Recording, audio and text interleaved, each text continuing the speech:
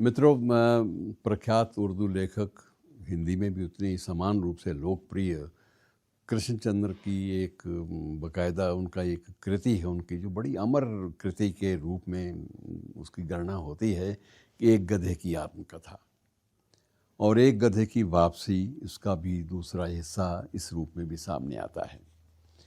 लेकिन इस प्राणी के बारे में बहुत सारी ढेरों बातें हमारे सामने आएंगी और जिक्र भी होगा। मुझे एक पत्रकार विजय निर्बाध इस क्षेत्र के पत्रकार हुए हैं, उनकी एक नज़्म भी थी। नज़्म तो मैं पूरी उल्लेख नहीं करूँगा, लेकिन उसमें उसका भाव ये था कि गधे एक बार एकत्र होकर शिव जी के द्वार पे गए कि महाराज, आप हमारा तो बिल्कुल ध्यान नहीं रखते। और शिव ने पूछा कि कहाँ तुम्हारा ध्यान नहीं रखता भाई, मुझसे क्या भूल हो गई अपने कर्तव्यों का वहन करने में। तो गधों की शिकायत ये थी कि गधे बोझ ढोते मरे जा रहे हैं और निकम्मों को दुनिया गधा कह रही है। गधे बोझ ढोते मरे जा रहे हैं, निकम्मों को दुनिया गधा कह रही है।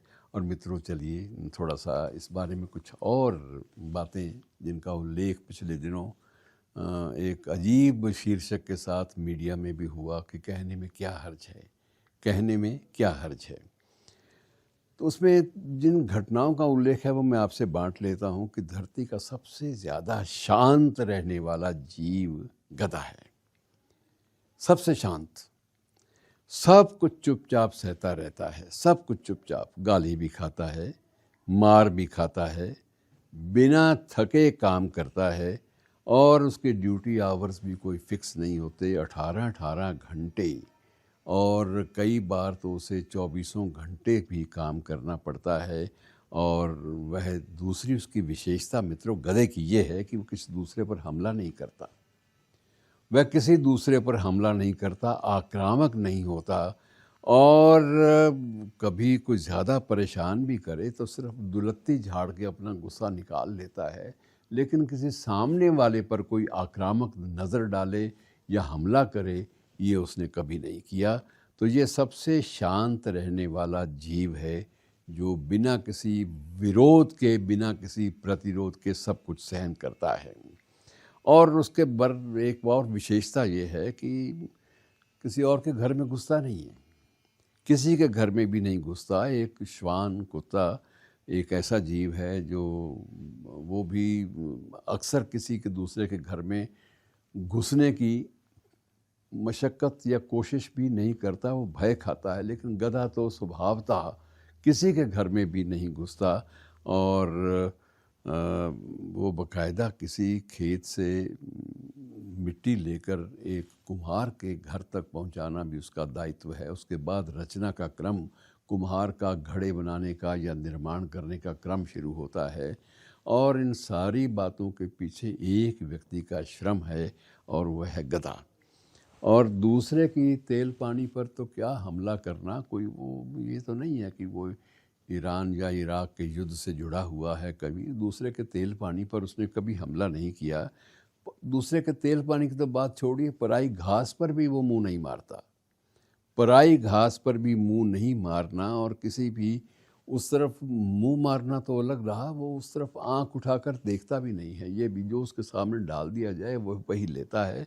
और मालिक का दिया, उसी से ही उसको बरकत पड़ती है। वो कहता है कि बरकत इसी बात में है कि जो मालिक सामने दे दे, चाहे वो मालिक धोबी है या एक मेहनतकश को ठेला खींचने वाला है, अगर वो जो भी दे दे वो स्वीकार कर लेना। और उसके बाद बिल्कुल बनावटी दुनिया से कुछ लेना देना नहीं है। और कायदे से तो सीधी सी बात यह है कि गर्दभ राज को भी कोई शांति का पुरस्कार मिलना चाहिए।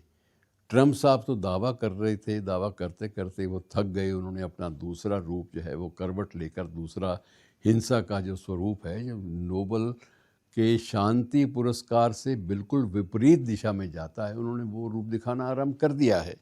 लेकिन गधा जो है, गधा बकायदा शांति के नोबल पुरस्कार के लिए भी उपयुक्त पात्र माना जा सकता है कि ऐसा शांत जीव इस सृष्टि पर आपको दिखाने का, आपको देखने को नहीं मिलेगा।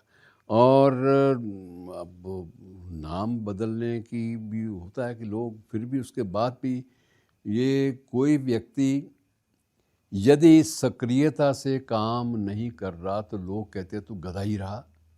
तो ये एक बुद्धिहीनता या एक विवेकहीनता का संबंध गधे से जोड़ा जाना, ये बिल्कुल ही अटपटा सा लगता है, क्योंकि ऐसा शांत, ऐसा स्वामी भक्त, ऐसा अनथक काम करने वाला प्राणी हमारी सृष्टि में और कोई भी नहीं मिलता।